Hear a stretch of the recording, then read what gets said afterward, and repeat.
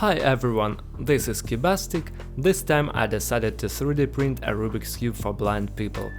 It is a cube in which colors are determined by touch, so it can be solved with closed eyes.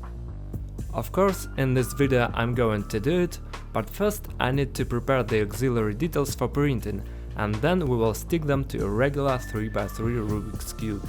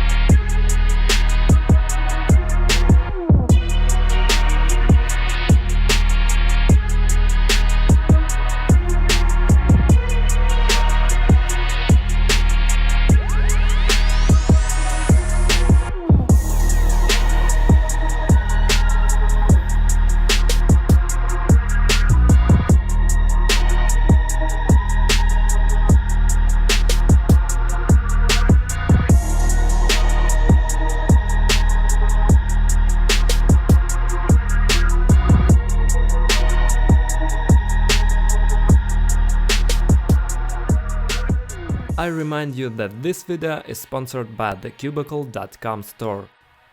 It's a place where I usually buy all my puzzles, besides those which I 3D print at home. Excellent variety of puzzles, fast delivery and best service. This is the cubicle.com store.